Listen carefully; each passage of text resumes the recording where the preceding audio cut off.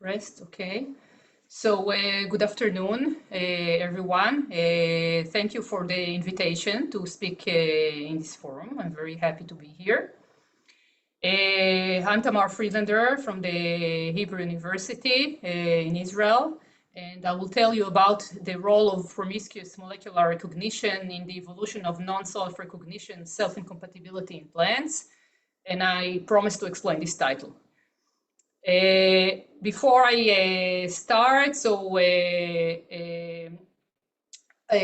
Peter asked that I define the question procedure.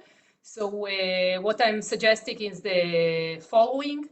Since this may be a more biological talk than people are used to hear, and maybe terminology that you're not familiar with, so if there is anything that is unclear, you can ask me during the talk. Other questions that are more sort of a discussion, I prefer that will be at the end of the talk.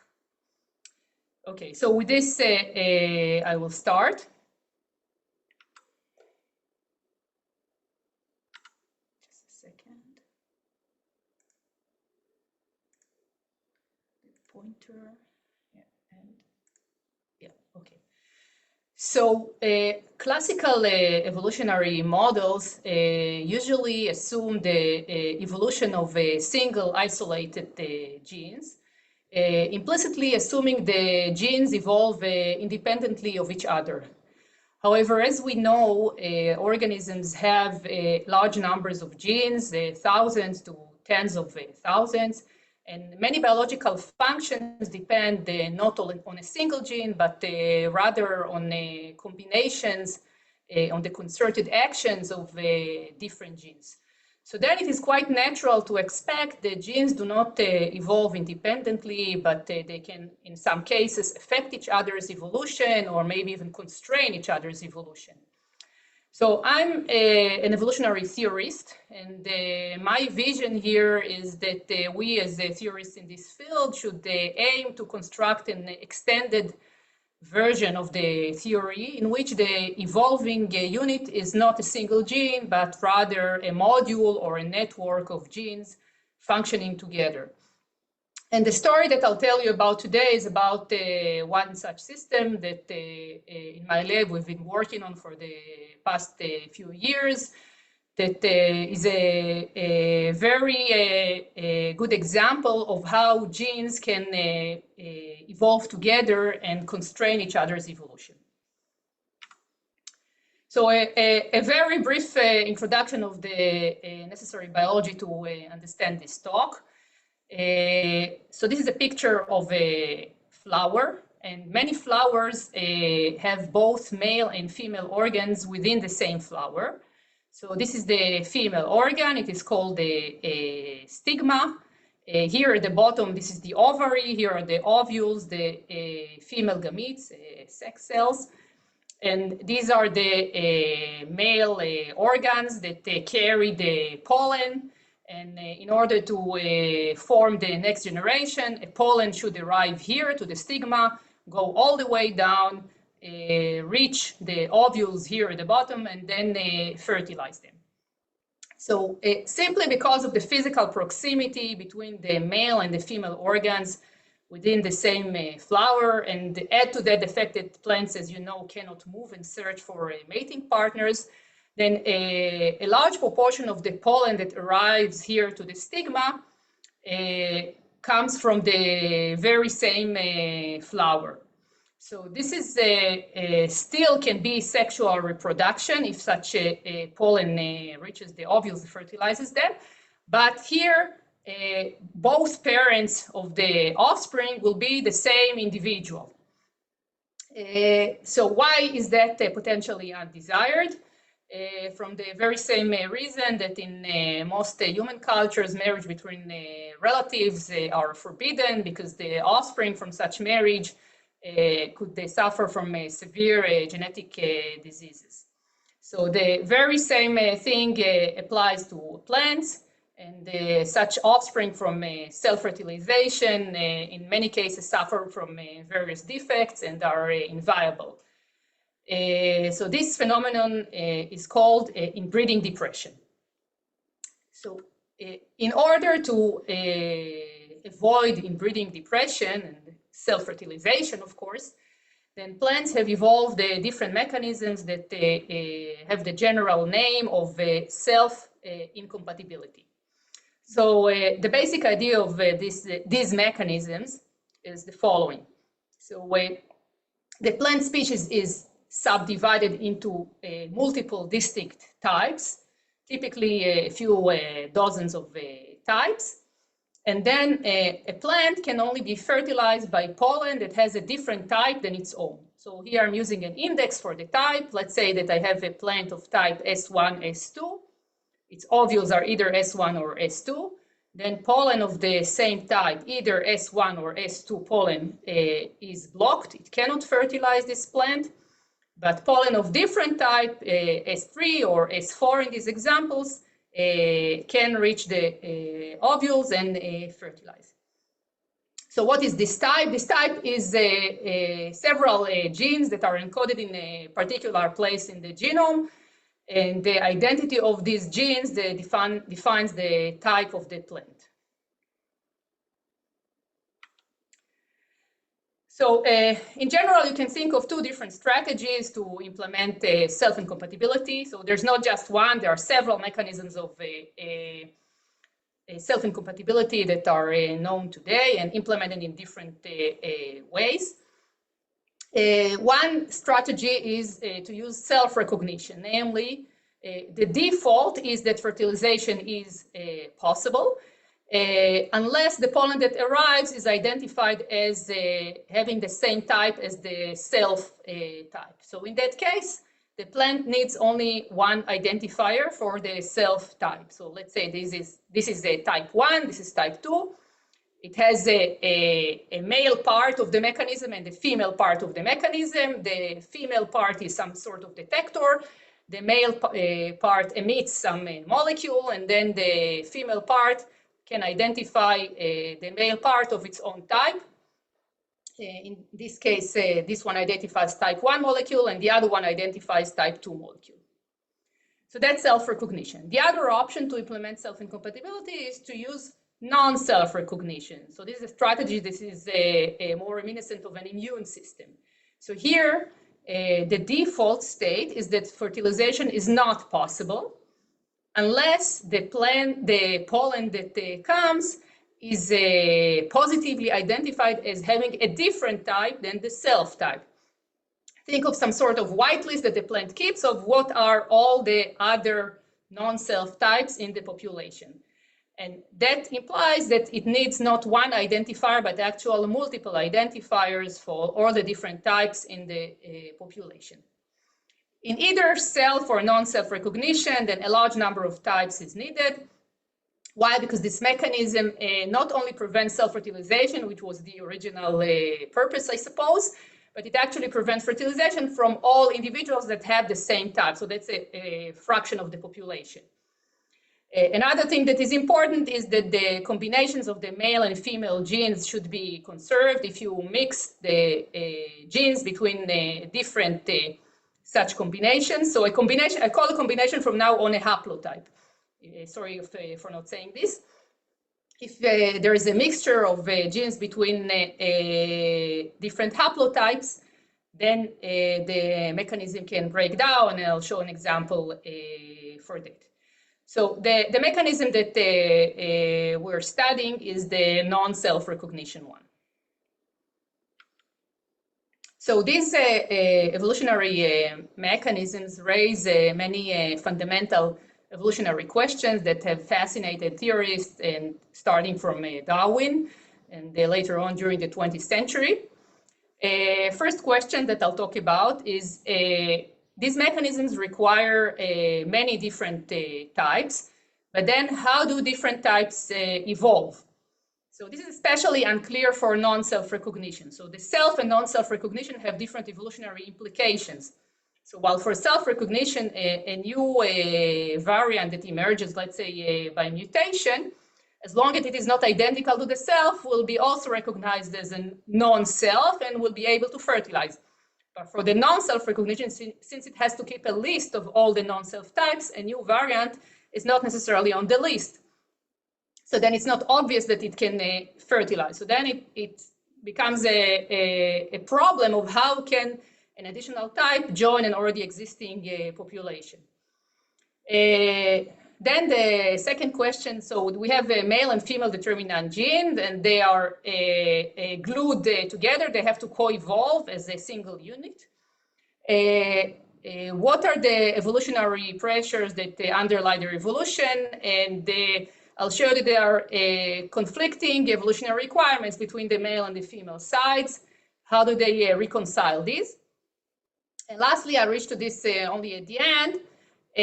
So self-incompatibility seemingly goes against the evolutionary rationale of organisms should produce as much, reproduce as much as possible. So it seemingly reduces the reproductive capacity of organisms. It limits their number of potential mates. How come such a mechanism survives evolutionarily and is also so common? It actually exists in many different plant families. So what are the conditions for such a mechanism to survive? Is it stable to mutations breaking this mechanism?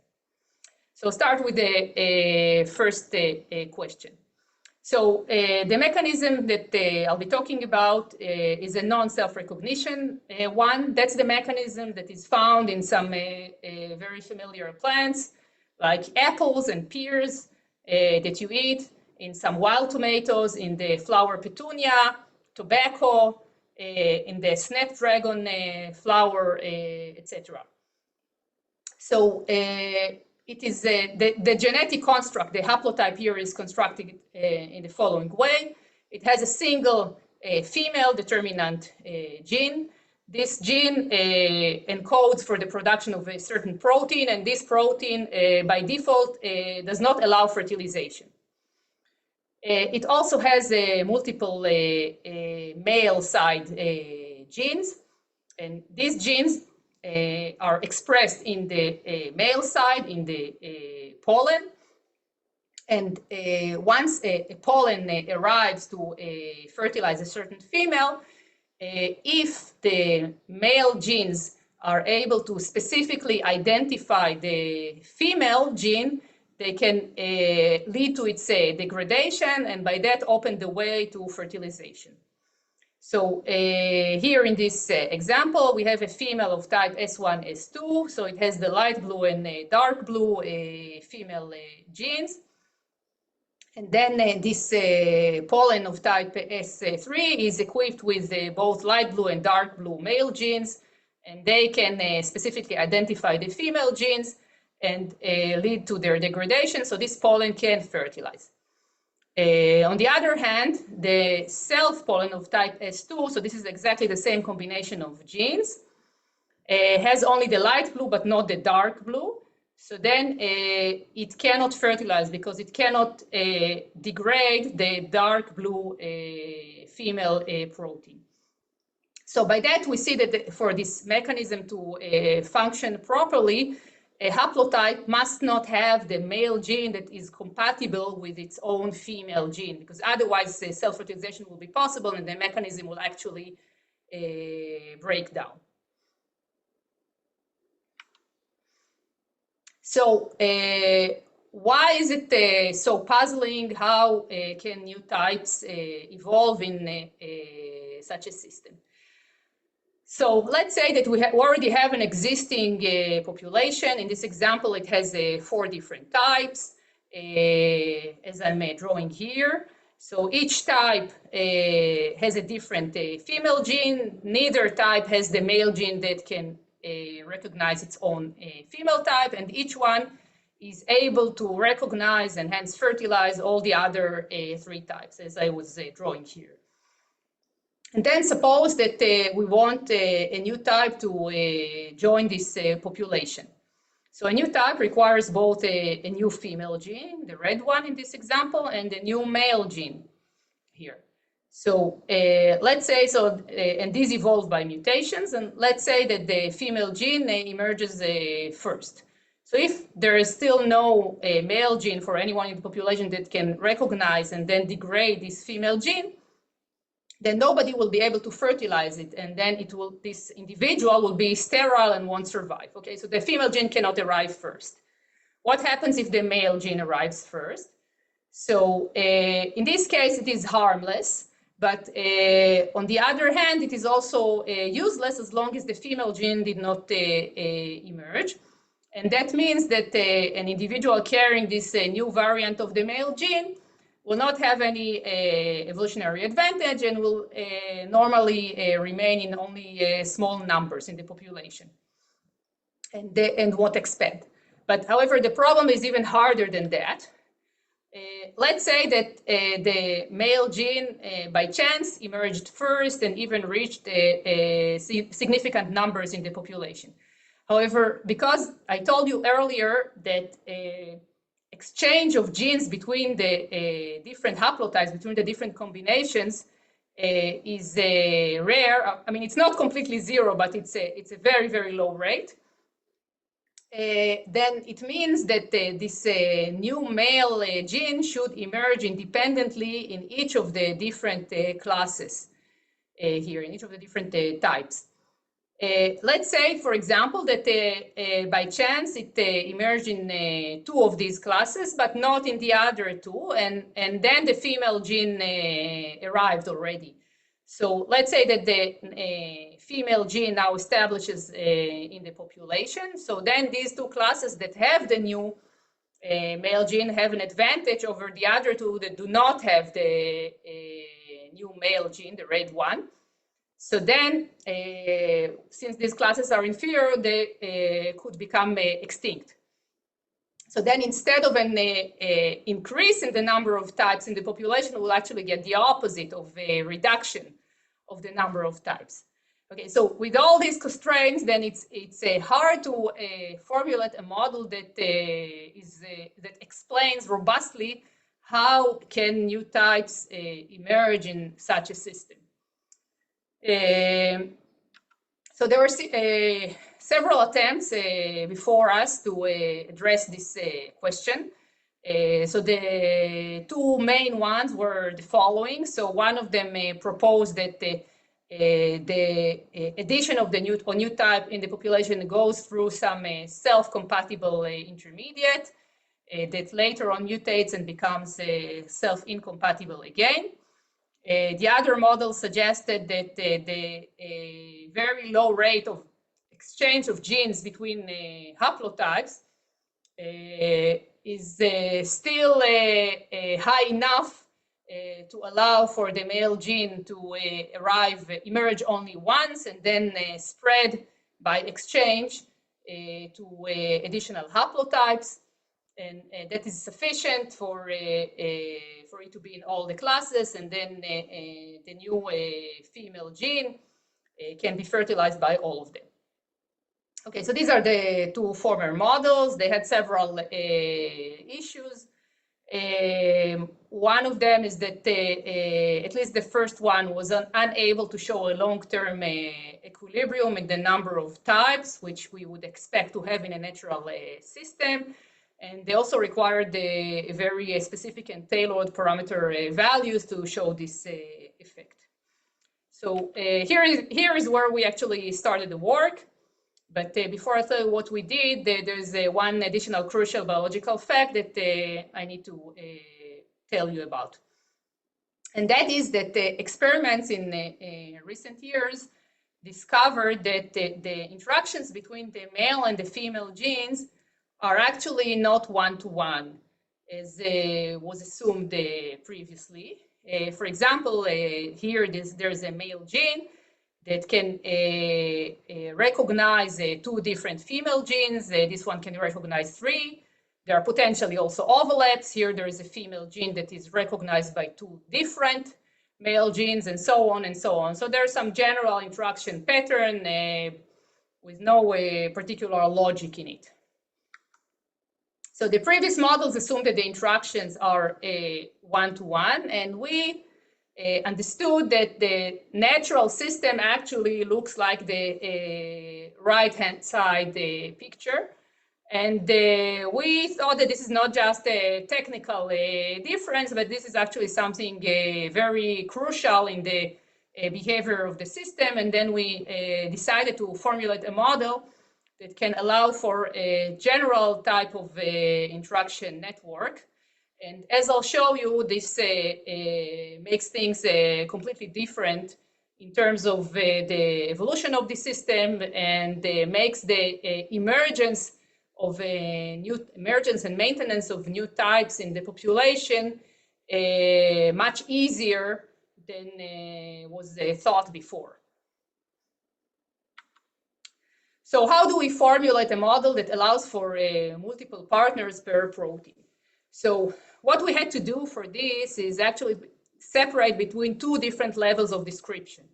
So the previous models that assumed one-to-one interactions actually unified together the identity of the gene and its functionality in terms of like who it can match and who it can, the fertilization of which type it allows. So in order to allow multiple different partners per protein, we had to separate between these two descriptive levels, and we had one description for the genotype and a different description for its behavioral properties. So this is called a phenotype. Phenotype in biology means some kind of observed behavior. So in this case, I'll refer to the compatibility phenotype, namely like who it is compatible with. So how do we actually do this? So we incorporated a molecular recognition model into the evolutionary models. So for proteins to match each other specifically, they have to bind each other. So this is a picture of these proteins. They actually have to match in a particular interface, and there's some energetic interaction between them. So we formulated the toy model of this molecular recognition. We represent each of these proteins by a sequence of L amino acids. So this actually represents only the interaction interface, not the entire protein. And then our model for the energetic interaction is that the total interaction between a female protein and a male protein is the sum of the pairwise interactions between their amino acids, as is shown here. And we're using an interaction table from a previous model of protein folding. By the way, there are 20 amino acids, and we use here a very simplified model of only 4 categories of amino acids according to their biochemical properties. Okay, and then we assume that if the total interaction energy is below some threshold value, E threshold, then these two proteins match. Match means that an individual carrying this male protein is able to degrade the female protein, and hence it is able to fertilize it. Okay, and otherwise they do not match. So this E threshold is a tunable parameter in the model. It's actually a measure of the promiscuity of interactions here. And what I'm showing you here is the probability that two randomly created proteins interact, match each other as a function of this threshold parameter. And here it reaches at the high end, it reaches close to 1. So before going further, so let's understand what are the consequences of this model constructions.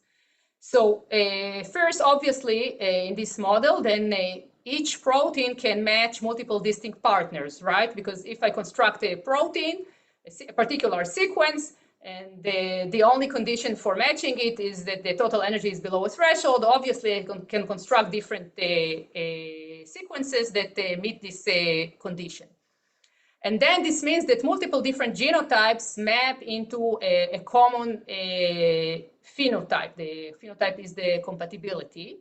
And because they behave in the same way, it means that genetic mutations between these different genotypes that behave in the same way are neutral.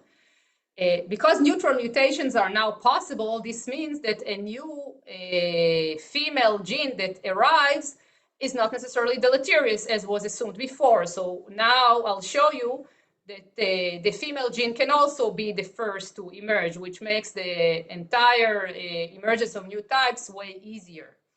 And lastly, this definition of the model defines a measure of distance between the genotypes, which is the number of mutations needed to go from one genotype to the other. So before that, genotypes were just either identical or different, but there was no measure of distance. And this distance induces also a correlation in their behavior. So genotypes that are close to each other in their genotypes are more likely to also behave in a similar way in terms of their compatibility. Okay, so we took this model of molecular recognition and then we incorporated it into an evolutionary model of the population, and we ran stochastic simulations of the model. So this is the work of two people from my lab, Dr. Karen Erez and Dr. Amit Jangi, the postdoc in the lab.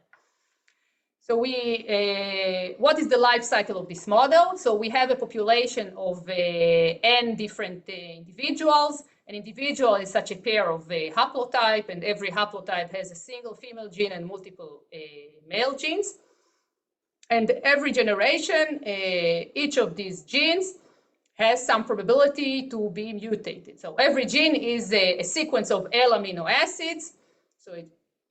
And the mutation means that an amino acid that is chosen to be mutated changes its value, let's say in this example, from plus to H. And the mutated value is just randomly drawn from the prior distribution of the amino acids. Then we test the compatibility between all different male-female combinations in the population. So here on the left, I have every female. So a female here is every such a pair of haplotypes. And importantly, every individual here is both a male and a female. Okay, so the males here are actually all the single haplotypes. So every haplotype from a female is also here in the columns in the role of a male. And then we test compatibility between every male and female. Here, for example, this female has pink and green genes, and to fertilize it, then the pink and the green male genes are needed. So this one is able to fertilize, but the other two are not. Then we have to form the next generation of the population. So we randomly pick a female.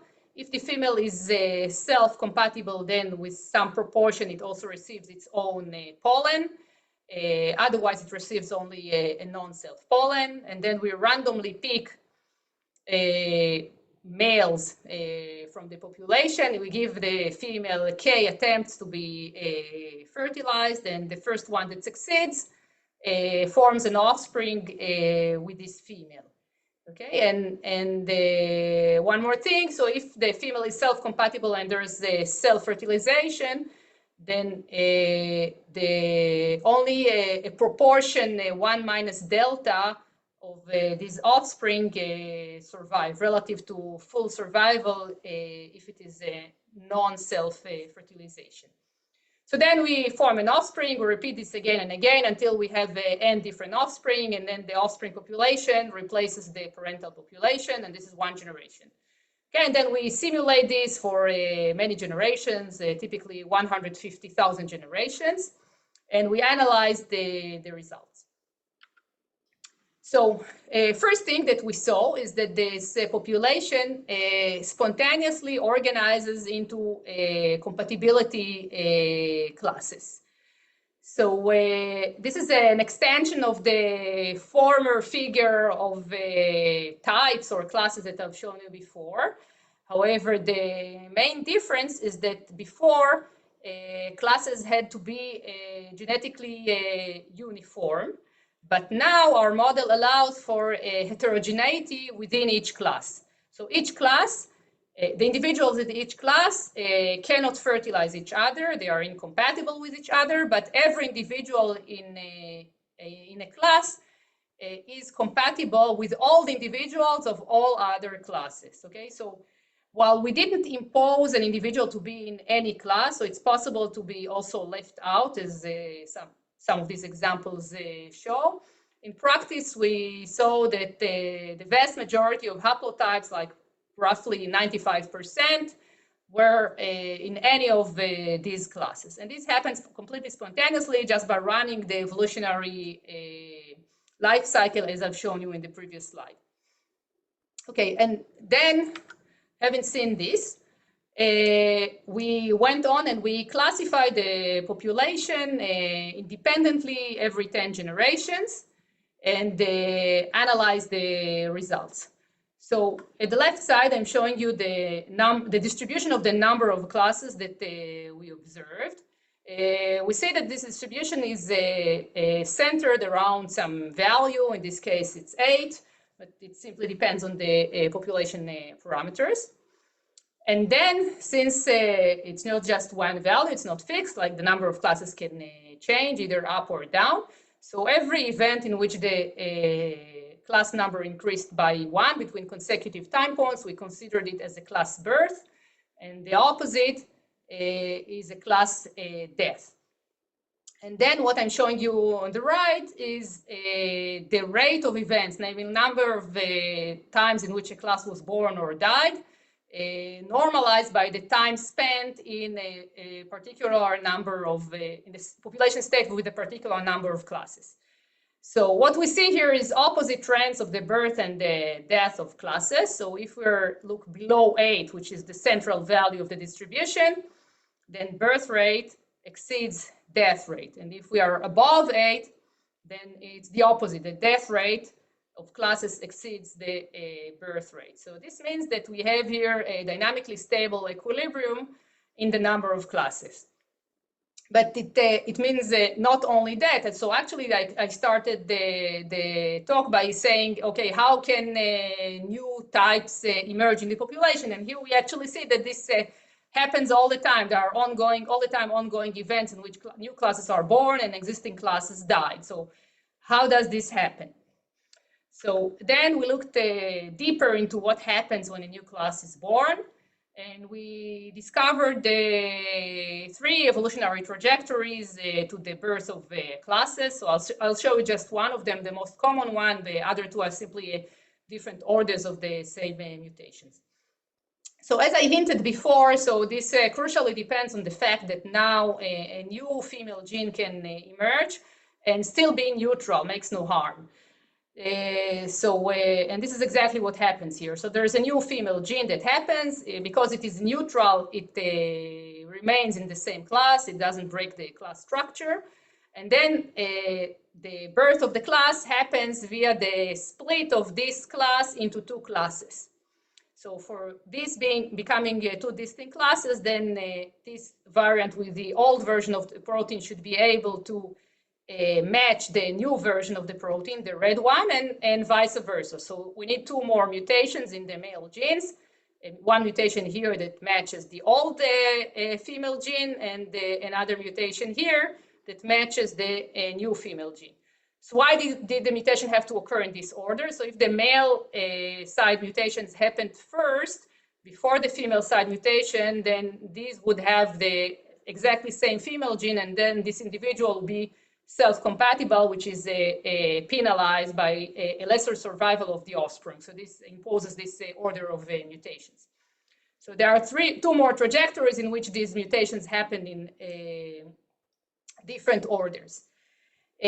However, there was an implicit assumption here that the new female gene is also compatible with the rest of the existing classes. It can be fertilized by them too. I mean, that's the condition for having this class structure. What happens if this is not the case? So it turns out that this is not always the case. So I'm showing you the 2 options here. So the first option, if there's a new female gene that is compatible with all existing classes and everything is fine, this could lead to a split and the emergence of a new class. However, the other option is that the new female gene is incompatible with some other class. So here this is asymmetric. So this new variant is able as a male to fertilize that class, but this class is unable to fertilize this new variant. So then if the new female variant, the red one, expands to a significant proportion, what happens is, again, that this class becomes inferior and it becomes extinct.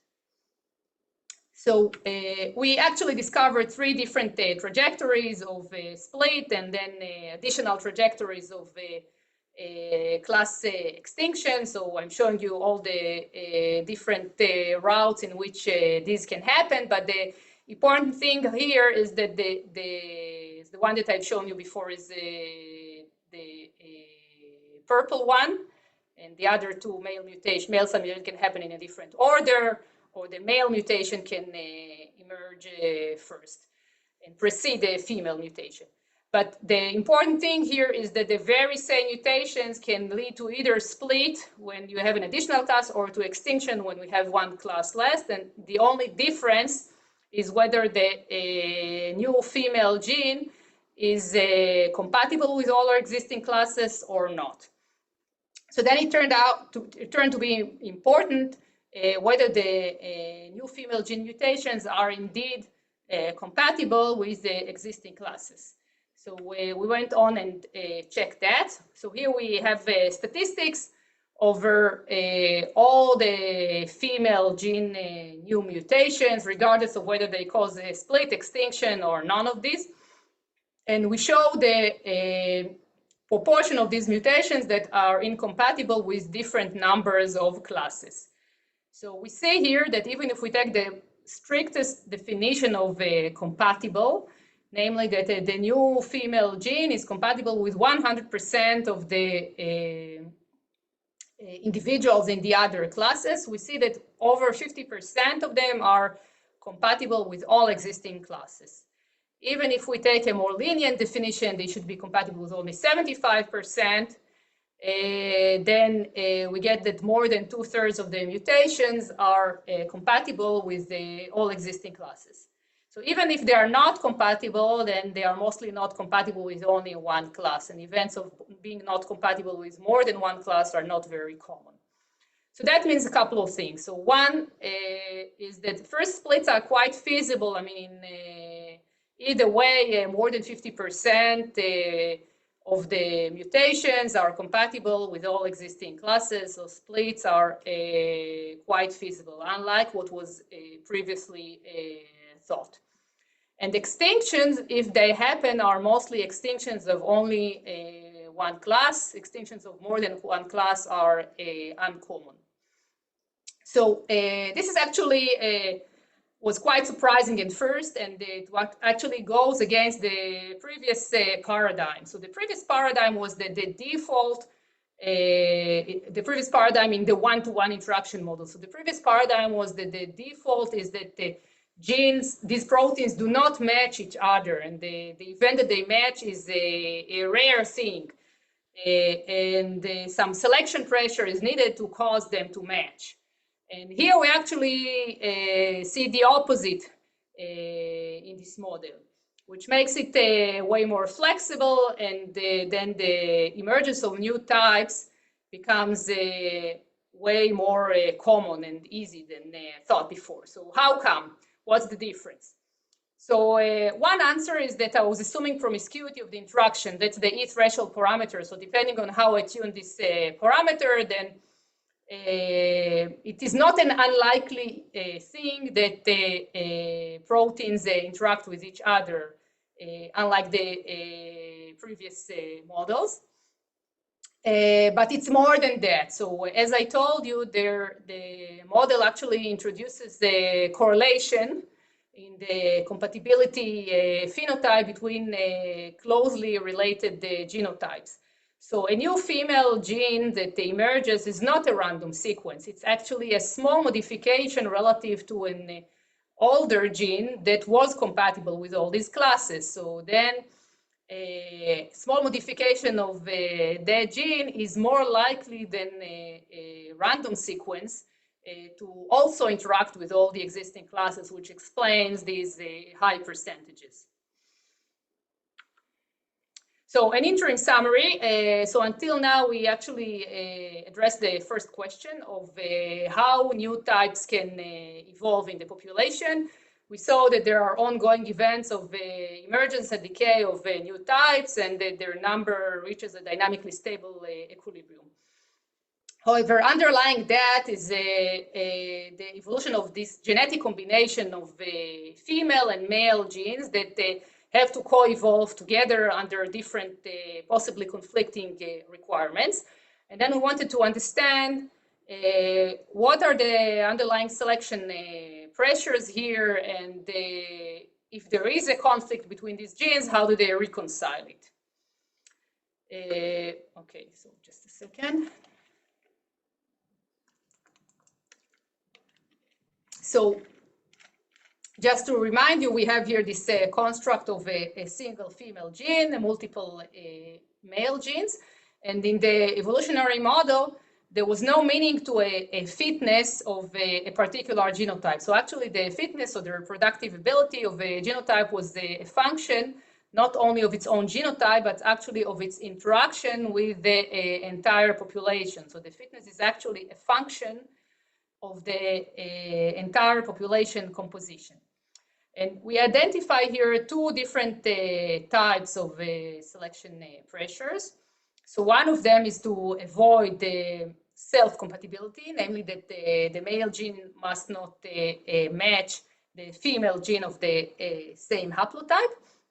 And the other selection pressure is a promotion of cross-compatibility, namely that the male genes here should match female genes of other individuals, other haplotypes, as here.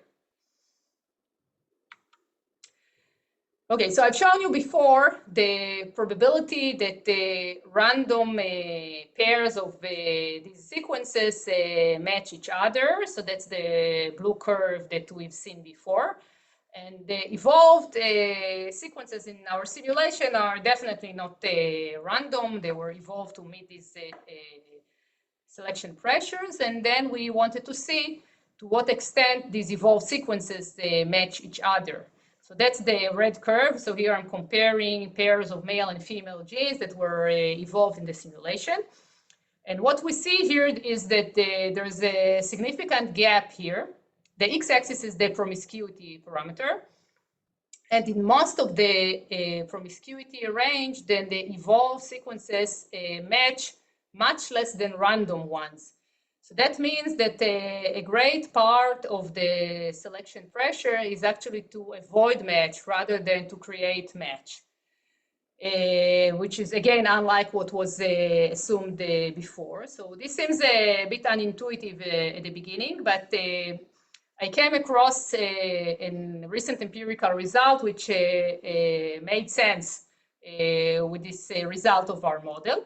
So what was done in that experiment is the researchers took a female protein from one species, Petunia, and then by creating a genetic construct in the lab, they were able to test its compatibility with male genes from different species and different families. So in nature, these different species are unable to mate. What they found quite surprisingly is that in 85% of the cases, the male genes from different species were matching the female gene of the Petunia. But when they compared the rate of male genes from the same species, Petunia, they found a much lower probability of match, only 19%. So my interpretation of this seemingly unintuitive result is that across different species, since there is no chance of mating, there is no pressure to avoid self-compatibility, and this is similar to the random case. In the random case, then the probability to match could be quite high. But within the species, then there is a chance of mating, so then there is a pressure to avoid self-compatibility, so then the probability to match is much lower. Okay, so how do sequences match or mismatch each other? So generally, you can think of different strategies to do so, and the two main ways is like one of them we call it the global strategy, namely you need to repel or attract the average partner. So you don't tune to a specific partner, you just bias your amino acid content to be more or less attractive, and this is a position independent strategy. And what we should see if this strategy is used is simply a bias in the amino acid frequencies. The other strategy, I call it local. That means the sequence just locally arranges to match or mismatch particular partners. So this is a position-dependent strategy, and naturally it only makes sense if there's a small number, one or few sequences that you need to repel or attract. So how many sequences do you actually need to repel or attract? So in the right side, I'm showing you the distribution of the number of partners per male gene for different values of promiscuity. Okay, so the green one is the highest promiscuity, the black one is the lowest promiscuity. And as you may have guessed, now the higher is the promiscuity, the larger is also the number of partners per protein. So here the average is 6 and the distribution is quite broad. For the black, the lowest promiscuity case, then many of them don't have any partner at all, and then the next is having just one or two partners. So then we would expect the local strategy to be useful only at the low end promiscuity. Okay, so what we did here is trying to detect the relative part of the global strategy by simply looking at the bias in amino acid frequencies. So you've seen already the blue curve, which is simply random sequences drawn from the prior distribution. The red curve is the evolved sequences. And then we calculated the marginal amino acid frequencies in the evolved sequences. And then we drew again random sequences, but this time not from the prior distribution, but rather from the same amino acid distribution as in the evolved sequences. Okay, so and that's the black curve. So if the black and the red are close to each other, that means that most of the effect is simply a bias of the amino acid frequencies, which is the global strategy. So indeed, at the high end of promiscuity, the black one is quite close to the red one, and that means that a great part of the effect is simply the global strategy, and only this bit is the local strategy. At the low end, of course, we see something different, and the local strategy is more useful. Okay, so now we wanted to see also the effect of the local strategy. So how do we do this? So we compared the distribution of pairs of amino acids in male and female protein to the marginal amino acid frequencies.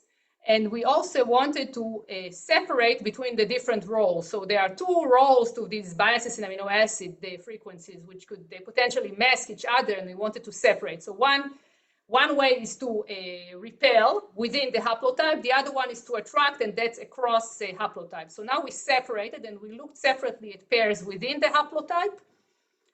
That's the red one, the self, and across haplotypes within proteins that are considered partners, and that's the blue one. And what I'm showing here is the Kullback-Leibler divergence between the empirical joint distribution in male and the female proteins, pairs of proteins, relative to the marginal amino acid frequencies. Okay, so any deviation from 0 here is a signature of the local strategy. If they behave exactly like the marginal frequencies, it means all we see here is the global strategy. Okay, so what do we see here? So let's start with the cross haplotype for partners. So here we see for low promiscuity a great deviation from 0. So as we expected, under low promiscuity, there are very few partners. The local strategy can be useful. And this decays as the promiscuity increases, the number of partners increases, and then it's not useful anymore. That's for attraction. Okay, if we now look at the repulsion, so here the numbers don't play the same role because anyway they only have to repel the same number of proteins, always repel a single female protein. Here the local strategy plays a much more minor role. It's mostly 0 and only has a slight role for very high promiscuity. So that means that repulsion is achieved mostly by the global strategy, simply a bias in the amino acid frequencies. One more thing that we wanted to look at is how these biases in amino acid frequencies are distributed between the male and the female proteins. So now we looked separately at the male proteins and the female proteins, not pairs as I did until now. And I'm showing here the Kullback-Leibler divergence for the female proteins, that's the blue, and the male proteins, that's the red one, relative to the prior amino acid frequencies. So quite surprisingly, we see that it is very asymmetric. So while the male proteins are nearly at 0, namely they behave as random sequences, as if there is no selection pressure acting on them, the female proteins are the only ones taking the entire burden of changing their amino acid frequencies. And the higher the promiscuity, the further away they are from the prior frequency. So what is the explanation for this asymmetry? So it turns out that this is because the different numbers. So there is only a single female gene, but multiple male genes. So in terms of entropy reduction, then it is less costly to only bias the amino acid frequencies in the single female protein rather than doing it in all the male proteins. So in this case, we had 9 of them, and indeed we had a control simulation in which there was only a single male gene, and then we got a similar behavior for both male and female. We have here also started to develop here with my collaborator a theory of this, but I won't have time to get into that. Lastly, I'd like to touch upon the question of the evolutionary stability of this self-incompatibility mechanism. So until now, I only discussed the parameter of promiscuity as a crucial one, but there's an additional parameter that plays a role here, and that is the inbreeding depression, the penalty on being self-compatible. So it is possible that the mutation happens that makes an individual self-compatible. And then this mechanism breaks down if such a mutation survives. So then we wanted to test the evolutionary stability here, and we mapped the behavior of our model in the range of these 2 parameters. So E threshold here is at the y-axis, and the inbreeding depression delta, that's the proportion of self-offspring that do not survive at the x-axis. And we find 3 different behaviors here. So the rightmost one, the blue region, is the self-incompatible region. So that's the region of which I talked until now from the beginning of the talk. So here what we see is that the population self-organizes into classes, and every class is compatible with all the others.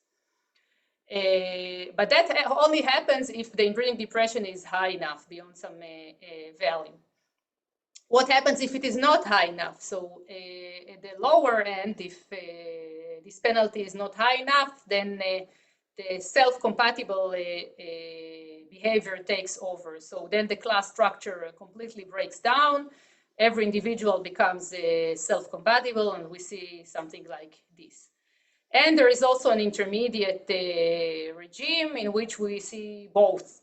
So there are a few classes that are compatible with each other, like in the blue region, and there are also some variable fraction of self-compatible individuals. And another thing that we see here is that while the two extreme behaviors, the fully self-compatible and fully self-incompatible, are dynamically stable. So I'm showing here the proportion of self-incompatible individuals against time. So the proportion is quite stable in both cases.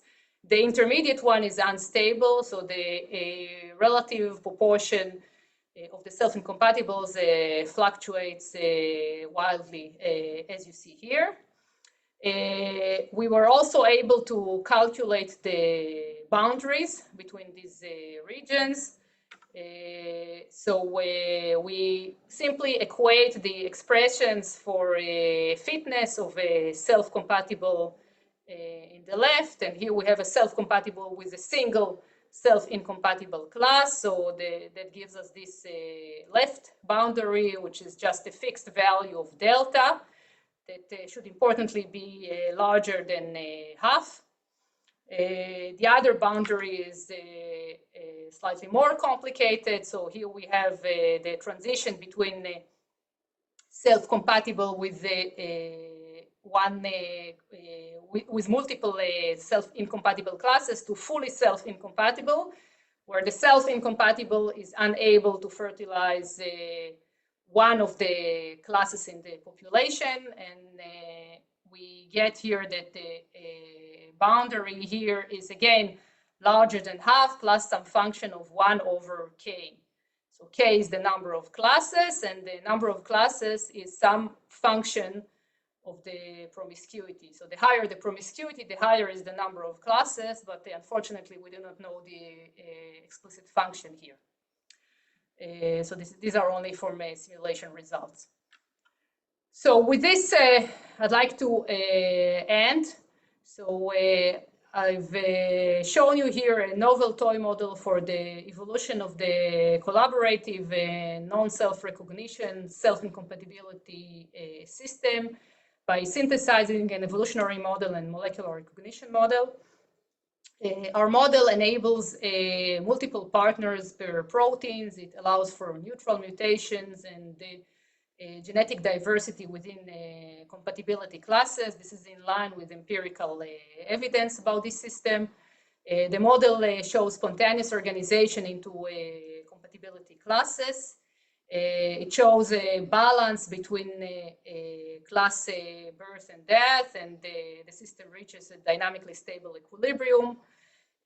We also saw that these proteins mostly evolve to avoid a match. Their default state is to match, and they actually have to invest in order to avoid matching each other. We distinguish between local and global match and mismatch strategy.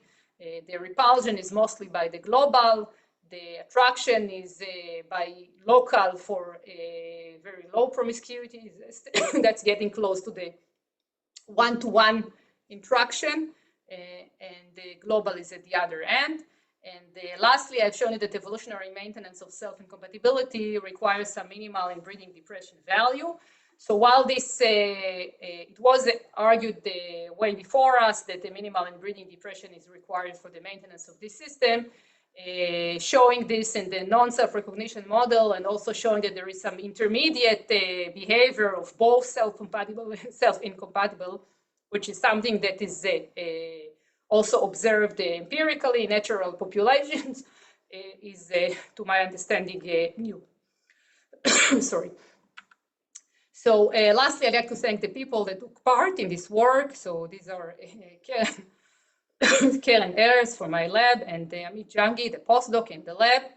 And the entire work was in collaboration with Ohad Noe Feldheim from the math department in the Hebrew University, who was also very instrumental here. And thank you for listening. I also have an open position now for a PhD student interested in the mathematical analysis of these models. We still have a lot of work to do here, so if somebody is interested, feel free to talk to me. and I'll be happy to take questions. Sorry. Thank you so much, Tamar.